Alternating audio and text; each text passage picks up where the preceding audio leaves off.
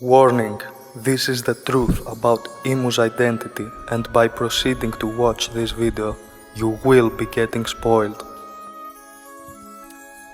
It's time to address Imu holding a sun in the mural from chapter 1138 that turned the world upside down, and it goes deeper than you might expect. Even though the identity of that demonic being hasn't been confirmed yet, most seem to agree on that particular aspect of the mural being Imu. I do agree, and the question of why is he holding a sun arises. Because Luffy is the sun god, right? So why would the main antagonist possess the very essence of the hero? Well, I'm here to present you a theory based on the fact that the One Piece anime is full of Christian references. So much so that the whole series might be a biblical allegory of sorts. There is no point for me to demonstrate such Christian references to make this evident for you when the channel Hidden Island has already done so in an excellent video titled The Greatest Gorosei Theory Ever Made, where he lays out all of that. So if you wanna know the details, you should watch it. What we will focus on here is that the Gorosei are actual demons, and Imu, their master, should naturally be Lucifer or Satan, which are interchangeable. The thing with Lucifer is that his name means the light bearer and has been associated with the sun by certain groups. To demonstrate this fact, let's take a dive into the world of Digimon. In Digimon Frontier, as well as the Digimon Cross Wars series, we meet the Digimon Lucimon, Fall Down Mode, being a major antagonist. Fall Down Mode is referring to his fallen state, as Lucifer was an actual angel who fell from grace over a disagreement with God about humans. So God basically threw him out of his kingdom down to earth, where it is written so that he fell like lightning. This is possibly depicted in the mural as well, where a crowned silhouette, which is also speculated to be Imu, is standing next to lightning. In the Digimon franchise, he is the leader of the 7 great demon lords and the final boss in Digimon Frontier, evolved into his Satan mode.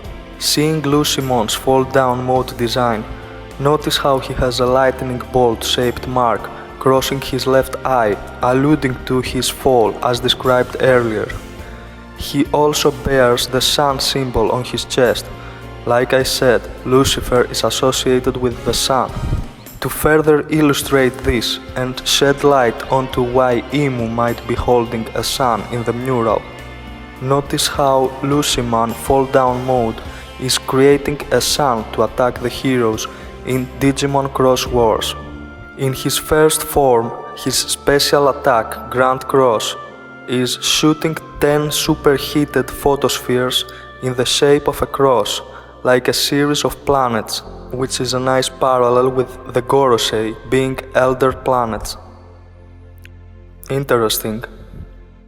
Now let's take a look at his Satan mode. Notice how it looks similar to Imu's silhouette in the mural. It gets more intriguing when you get to know his biography, but first we need to address something else. You see, some One Piece theorists have already pointed out that Luffy himself seems to be an allegory to Lucifer as well, and it does make sense if you consider the following. He is a sun god, which is tied with Lucifer symbolism as we established. The way he became that is by eating a devil fruit, by the way. His name, Luffy, can pass for a Lucifer diminutive sort of nickname, as well as his nickname Lucy in Dressrosa arc especially. There is more evidence out there that allude to Luffy representing Lucifer. So what am I proposing here? Since both Luffy and Imu seem to represent Lucifer, is it Lucifer versus Lucifer? Well, sort of. Consider the following.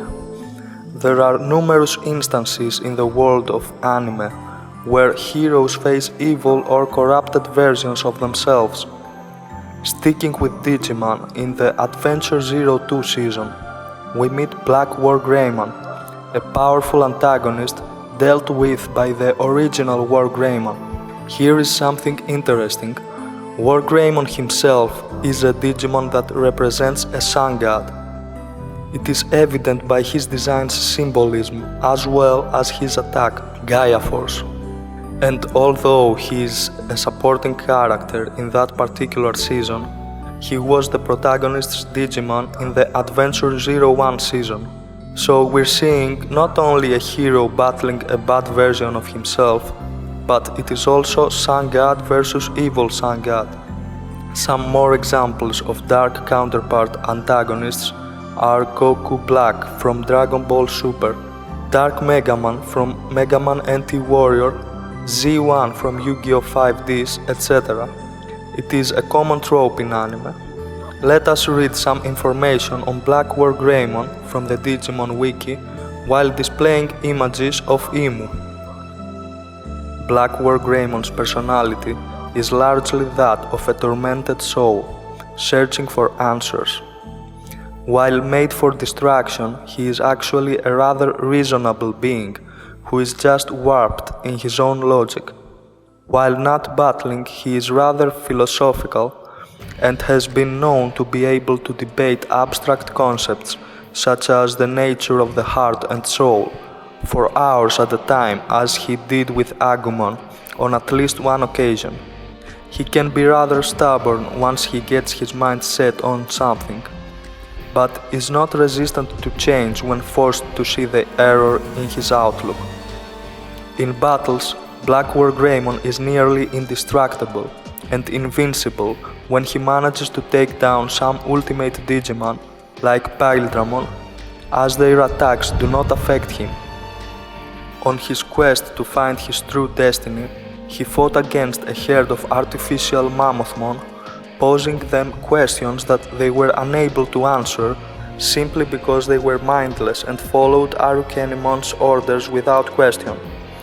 During his fight, he notices a tiny flower about to be trampled by a Mammothmon and protects it by destroying the herd. Afterwards, he begins to question his actions and even why the flower was considered a living being, but he was not. In the end, he crushes the flower under his foot. So I've picked Black War Greymon just to show a hero versus his evil counterpart example. But clearly there are more similarities with Emu than meets the eye. There is the troubled personality, affinity with flowers, Black War Greymon being a dark sun god, and there is actually a connection with butterflies also. But we will explore all of that in depth on another video about Digimon Adventure 02 in relation to One Piece. Now we're ready to go through the story of Lucimon from Digimon Frontier and identify other parallels with Emu and One Piece. Reading from the wiki. Lucimon was a messiah who once brought peace to a world torn apart by the war between human and beast types. His power corrupted him, however, and he turned into a tyrant due to his beliefs that the world would be a better place if he had absolute power and made all the decisions. Right, this sounds just like Emu. Interesting, so Lucimon was indeed a good guy, an actual messiah, which should be Joy Boy or even Nika, possibly Luffy himself, and I guess the war of humans and beasts would be the equivalent of humans and Lunarian or ancient giants, possibly Minks as well. His power made him unbeatable until the 10 legendary warriors rose up in rebellion and defeated him, sealing him away in the dark area. In his place, the Celestial Digimon were installed.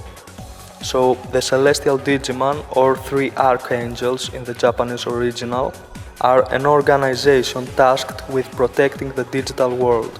They eventually fall apart, becoming both the Digidestined's primary allies and antagonists. Festering inside the dark area, Lucimon makes his plans to escape. He subverts the Royal Knights to his purpose, playing on their desire to rule by offering them a path to the human world. He also slowly corrupts Cherubimon, a member of the Celestial Digimon, until he turns against his allies and wreaks havoc. Cherubimon begins to gather the data of the digital world at his behest, all while Lucimon plots. When Cherubimon falls in battle to the Digidestined, Lucimon takes the gathered data for himself, which gives him enough power to release his Royal Knights to finish what Cherubimon started. As the Royal Knights absorb area after area of data, Lucimon grows even stronger until he is even able to manifest his power at the battle at Ophanimon's castle, where he takes out Emperor Greymon and Magna Garurumon so that his knights can take the final key. With the entire world's data, Lucimon frees himself from his prison and blasts the Digidestined to the Yellow Moon. Unwilling to leave things alone, he sends his knights to the moon to defeat the Digidestined once and for all. When they fail, Lucimon instead takes the opportunity to steal their fractal code, allowing him to digivolve to his fall-down mode. His already immense power grows even stronger as he easily defeats both Emperor Greymon and Magna Garurumon, and his power even destroys all of the moons. Lucimon then heads for the dark area, where he opens a path to the human world with the intent of conquering it for himself. The Digidestined attempt to stop him, but his mastery over the powers of both light and darkness gives him immense strength, and he easily defeats them once more. Before he can strike the finishing blow on his paralyzed enemies, Koichi Kimura, still mobile because of his lack of physical presence in the digital world, uses himself to block Lucimon's ultimate sacrifice. Koichi barely has time to bequeath his spirits of darkness to his brother Koji Minamoto before Lucimon scans his soul. Lucimon mocks Koji's inability to handle both light and darkness, but he then bears witness to a miracle as Takuya Kambara and Koji combine with all of the spirits to become Susanumon. Susanumon far outclasses Lucimon, and in spite of all his strength, Lucimon is struck down. So, all of this can be interpreted in different ways when compared with One Piece. Those events could be taking place in the first world, second world, or the future, third world.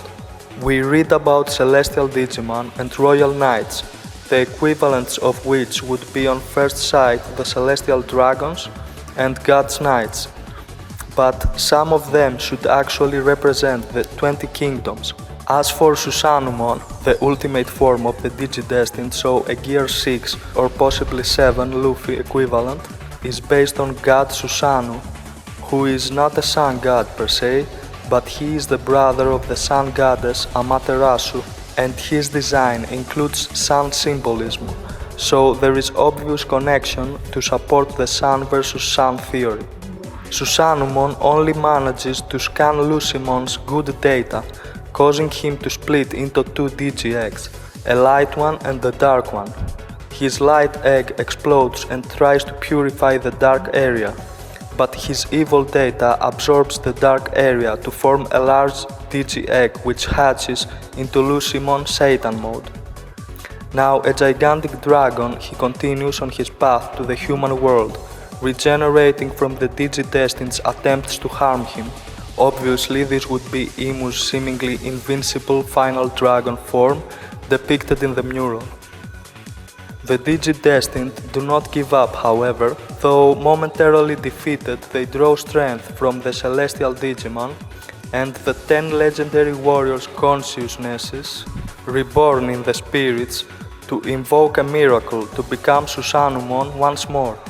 Susanumon drags Lucimon back into the digital world and sees something in the Gehenna orb he holds. They determine that Lucimon's true form, the Lucimon larva, is inside. So they force their way into the dark space and punch out the larva, leaving the Satan body a mindless beast. By binding the body with their heaven's thunder and slicing them with the celestial blade, they destroy the Satan body for good.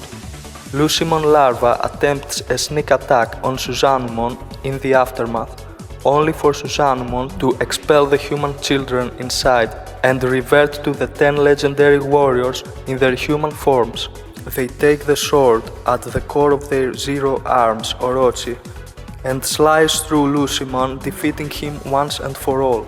He dies, still believing that the world exists for him. With no Digi-Egg left behind, Lucimon is destroyed for real. That can be seen as Luffy being supplied with everyone's energy to invoke that sort of miracle and reach Gear 6 or likely 7 in the final battle. With that being said, this is not a one-to-one parallel. I believe Luffy will be able to win Imu over, with Imu being a joy boy of sorts who lost his way, and this is supported by the case of Black War Greymon mentioned earlier, who eventually accepts the Digi-Destined and sacrifices himself to save a human, as well as other such examples we will look into in other videos to further emphasize this. I do think Imu will redeem himself in the end, by self-sacrificing to prevent a world-ending disaster that will be set up during the final arc. One Piece seems to be an inversion of the story of God and Lucifer, where Lucifer is the true God, and by losing his way, instead of falling from grace like the scriptures, he actually rises in quote-unquote grace, and that is why he is referred to as God in the One Piece world. All it takes is an uncorrupted version of himself, Luffy, to confront and strip him from grace once again, returning him to his noble roots.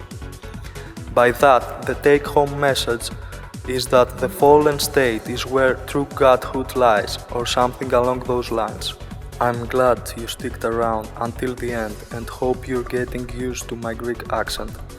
We're going to be exploring more of those themes and concepts in One Piece and other popular anime, so make sure to subscribe and take care of yourself to make sure you won't miss any of that.